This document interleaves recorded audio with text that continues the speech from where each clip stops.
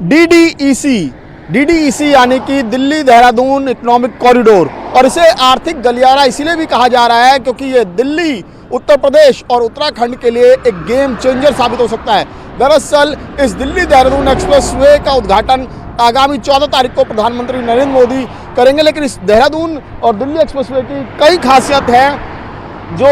वाकई में अपने आप में एक अलग ही आयाम बनाती हैं। दिल्ली से देहरादून तक का सफ़र जो करीब 250 किलोमीटर का होता था वो अब घटकर 210 किलोमीटर का रह जाएगा, और समय 6 घंटे की जगह बल्कि केवल 2.5 घंटे में ये 210 किलोमीटर का सफ़र तय होगा, जिसके लिए बाकायदा इस एक्सप्रेसवे पर 100 किलोमीटर की रफ्तार भी तय की गई है। और अगर इसकी खासियतों की बात करें तो अपने आप में कई सारी खासियतें हैं। इस एक्सप्रेसवे पर, इस इकोनॉमिक कॉरिडोर पर अपनी तरह का पहला एक एनिमल कॉरिडोर तैयार किया गया है, जिसमें बाकायदा 2 जो हैं वो अंडरपास बनाए गए हैं। एलिफेंट अंडरपास यानी कि हाथियों के गुजरने के लिए अंडरपास भी बनाए गए हैं। 14 किलोमीटर का ऐसा पूरा का पूरा एनिमल जो है वो वे बनाया गया है, यानी कि जानवरों के लिए निकलने के लिए रास्ते बनाए गए हैं। एक पूरा फ्लाईवे बनाया गया है, जिससे किसी भी, क्योंकि ये पूरा एक्सप्रेसवे की अगर बात करें तो इसमें जो कुछ एरिया राजाजी नेशनल पार्क का लगता है, राजाजी नेशनल पार्क से होते हुए भी गुजरेगा, तो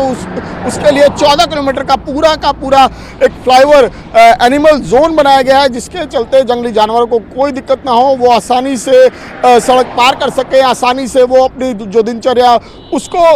जो है उससे निकल सके। तो बहरहाल अगर इस हाईवे की बात करें, इस पूरे एक्सप्रेसवे की बात करें, तो ये मेन जो अलग अलग कॉरिडोर्स हैं, जो जैसे ईस्टर्न पेरिफेरल है, इसके अलावा डीएमई है, ऐसी 5 ऐसे एक्सप्रेसवे हैं जिनसे ये बाकायदा जिनको ये कनेक्ट करता है। तो अपने आप में एक अलग हाईवे है, और इसको लेकर हालांकि काफ़ी समय तक विवाद भी रहा, खासकर कुछ पर्यावरणविदों को काफ़ी चिंता रही, क्योंकि इसके निर्माण के दौरान करीब 11 से 12,000 पेड़ों को काटा गया। तो इसको लेकर लगातार सवाल खड़े होते रहे, और इसको सबसे महत्वपूर्ण चीज़ जो इकोनॉमिक कॉरिडोर कहा जा रहा है, उसकी सबसे बड़ी वजह यही है कि सरकार ने इसके दोनों तरफ जो है वो इकोनॉमिक कॉरिडोर डेवलप करने का फैसला किया, जिसके चलते जो वेयर हाउसेज हैं, इसके अलावा जो आर्थिक गतिविधियां हैं उनको बढ़ावा दिया जाएगा। रियल स्टेट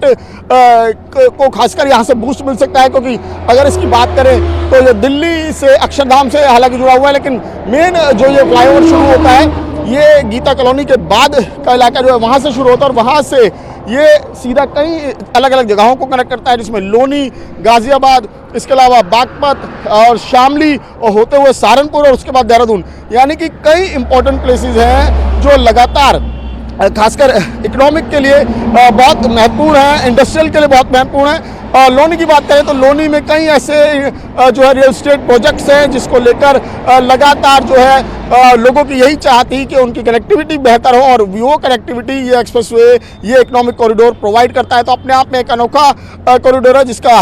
आगामी 14 तारीख को प्रधानमंत्री नरेंद्र मोदी उद्घाटन करने वाले हैं। इतने अनोखे तरीके से इसे डिज़ाइन किया गया है और बनाया गया है कि कई चीज़ें जो हैं इसमें ऐसा लग रहा है कि शायद पहली बार इस्तेमाल की गई हैं। इस पूरे एक्सप्रेसवे को, इस पूरे इकोनॉमिक कॉरिडोर को साउंड प्रूफ बनाने की कोशिश की गई है। सड़क के दोनों तरफ जो है इस तरह की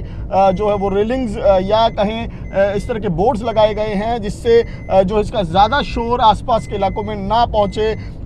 और खासकर रोड के बीच में भी जिस तरीके से ये एक छोटे छोटे ये कह सकते हैं कि बैरिकेटिंग टाइप की चीज़ें लगाई गई हैं, जिससे कि सामने से अगर रोड के दूसरी तरफ से, जैसे अक्सर हमने सड़क पर देखा है कि सड़क के दूसरी तरफ से जब गाड़ियां आती हैं जो खासकर हाई बीम इस्तेमाल करते हैं, तो दूसरी साइड की गाड़ी वालों को गाड़ी चलाने में परेशानी होती है। तो इस बात का भी पूरा ख्याल रखा गया है कि सड़क के दूसरी तरफ भी अगर कोई भी किसी तरह की हाई बीम का इस्तेमाल करता है, तो वो दूसरी तरफ के जो गाड़ियाँ जा रही हैं उनको कोई किसी तरीके की परेशानी ना हो। इसके अलावा जगह जगह यहाँ पर जो है वो सिक्योरिटी कैमरे इंस्टॉल किए गए हैं, स्पीड कैमरे इंस्टॉल किए गए हैं, जिससे स्पीड लिमिट, क्योंकि हालांकि 100 की स्पीड लिमिट यहाँ पर तय की गई है, लेकिन क्योंकि हाई एंड गाड़ियाँ हैं जो ज़्यादा रफ्तार ना पकड़ें, इसका भी ख्याल रखा गया। तो जाहिर तौर पर उसके लिए भी प्रॉपर अरेंजमेंट किए गए हैं, यानी कि हाईवे में कई अनोखी चीज़ें हैं और खासकर इस हाईवे को लेकर जो बात की जा रही है, क्योंकि दिल्ली के अक्षरधाम से ये कनेक्ट होता है और देहरादून तक जाता है, तो उस बीच ये पूरा जो एक जाटलैंड का एक बड़ा एरिया पड़ता है, जो लोनी, उसके बाद बागपत और उसके बाद शामली, इन तीनों इलाकों को कनेक्ट करता हुआ, एक पूरे जाटलैंड को कनेक्ट करता हुआ ये उसके बाद सहारनपुर और उसके बाद देहरादून तक निकलता है। तो एक इकोनॉमिक हब बनाने की इसको कोशिश की गई है। इसके दोनों तरफ जो है वो बड़े पैमाने पर इकोनॉमिक एक्टिविटीज़ की जाएंगी, इसके लिए बाकायदा पूरी प्लानिंग की गई है।